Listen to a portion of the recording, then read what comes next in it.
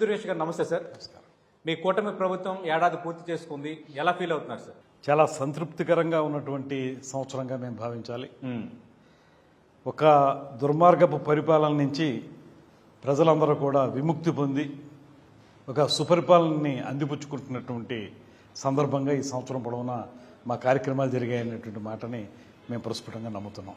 అంటే లక్ష్మీ దుర్గేష్ గారు, ఒక రకంగా కూటమి ఏర్పడడానికి జనసేన చాలా కీలకమైంది. మీ పార్టీ అధినేత చంద్రబాబు నాయుడు అరెస్టు సమయంలో ఇదే రాజమండ్రిలో సెంట్రల్ జైల్లో ఆయన్ని పరామర్శించి వచ్చిన తర్వాత మేము ఉంటాము, ప్రజల కోసం మేము ఉంటాము, ప్రజల కోసం మేము అందరం కలిసి పోటీ చేస్తామంటూ చేసిన ప్రకటన అనేది ఒక రాజకీయాన్ని ఒక మలుపు తిప్పేసింది. ఎలా ఫీల్ అవుతున్నారు? అంటే చాలా కీలకం అయిపోయింది జనసేన. ఇక్కడ ప్రభుత్వం ఏర్పాటులో కానీ, కేంద్రంలో ఎన్డీఏలో ఇక్కడ ఎంపీలు కీలకం అవడంలో కానీ, భారతీయ జనతా పార్టీ, టీడీపీ, జనసేన ముగ్గురు కలిసి ఒక జట్టుగా వెళ్ళటంలో కానీ, దానిపై మీ కామెంట్ ఏంటి? ఆ సందర్భాన్ని మీరు ఎలా చూస్తున్నారు? సందర్భం అన్నారు కనుక నాకు గుర్తొచ్చేటువంటి అంశం, ఆ రోజున రాజమండ్రి సెంట్రల్ జైలు దగ్గర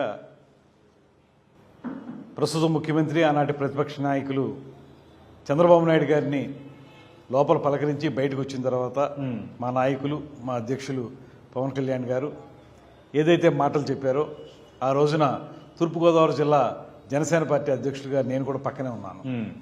ఆ రోజు ఆయన బయటకు వచ్చిన తర్వాత చెప్పిన మాట ఒకటే, ప్రజాస్వామ్యం ఖూనీ అయింది, ఈ రాష్ట్రంలో చిన్న ఇబ్బంది ఉన్నా కూడా ఆ ఇబ్బందిని పరిష్కరించండి అని చెప్పి ప్రభుత్వానికి దగ్గరికి వెళితే కనీసం సమాధానం చెప్పకపోగా అరెస్టులు చేసేటువంటి పరిస్థితి కూడా కనబడింది.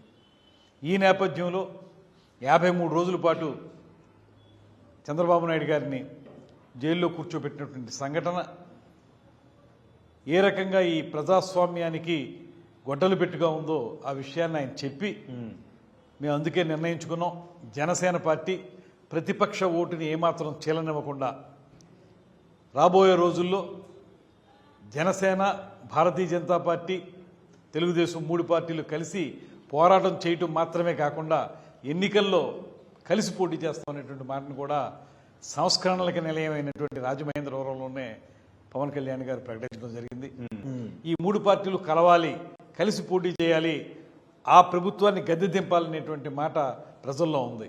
దాన్ని సరిగ్గా ఒడిసిపట్టినటువంటి నాయకుడిగా శ్రీ పవన్ కళ్యాణ్ గారు ఈ కూటమి ఏర్పడడానికి కీలకమైన పాత్ర పోషించడం మాత్రమే కాకుండా ఎన్నికల్లో 3 పార్టీలు కలిసి అద్భుతమైనటువంటి విజయాన్ని సాధించడానికి కూడా దోహదపడ్డారు. ఆ రోజు ఆయన ప్రకటించిన తర్వాతే ఒక ప్రత్యేకమైనటువంటి ఊపి ఈ రాష్ట్రంలో రాజకీయాల్లో రావడం జరిగింది. తెలుగుదేశం పార్టీ బలోపేతంగా ప్రజల మధ్యకి వెళ్ళింది, జనసేన పార్టీ అంతే బలోపేతంగా ముందుకెళ్ళింది, భారతీయ జనతా పార్టీ కూడా ఈ 2 పార్టీలకి సపోర్ట్ ఇస్తూ వాళ్ళు ముందుకు వచ్చాం. అందరం కలిసి ఒక అద్భుతమైనటువంటి విజయాన్ని, ఎవరు ఊహించిన విజయాన్ని, ప్రజలందరూ మనసుల్లో ఉన్నటువంటి విజయాన్ని సాకారం చేసుకున్నటువంటి సందర్భం. సార్, అంత పర్ఫెక్ట్ ప్లానింగ్ ఎలా సాధ్యమైంది జనసేన పార్టీకి సంబంధించి? అంటే బలంగా గెలిచే స్థానాలను ఎంచుకొని ఆ 21 స్థానాల్లో గెలవటం అనేది ఇట్స్ అమేజింగ్. అంటే 100% స్ట్రైక్ రేట్. దానికి ఎలాంటి ప్లానింగ్ జరిగింది సార్? మీరు కూడా చాలా కీలకంగా వ్యవహరించారు పార్టీ విధానపరమైన అంశాల్లో కానీ, అలాగే టికెట్లు ఎన్ని సీట్లు పోటీ చేయాలి, మన బలాలు ఎంత, మన బలహీనతలు ఎంత అన్న విషయం పైన ఎలాంటి ఎక్సర్సైజ్ జరిగింది సార్?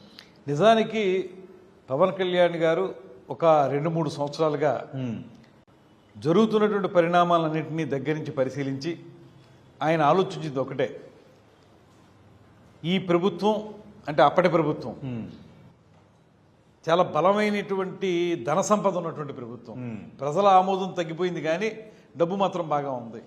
దీన్ని ఎదుర్కోవాలంటే మాత్రం కలిసికట్టుగా మనందరం కలిసి ప్రయాణం చేస్తేనే, అందులో ఎవరైతే ప్రజాస్వామ్యాన్ని పరిరక్షించాలనేటువంటి ఆలోచన ఉన్నటువంటి పార్టీలు ఉన్నాయో ఆ పార్టీలు కలిసి వెళ్తేనే సరైనటువంటి విజయం సాధిస్తామని ఆయన నమ్మారు. కనుకే ఇప్పటం సభలోనే ఆయన ప్రతిపక్ష ఓటుని చీలనివ్వను అనేటువంటి మాట చెప్పారు.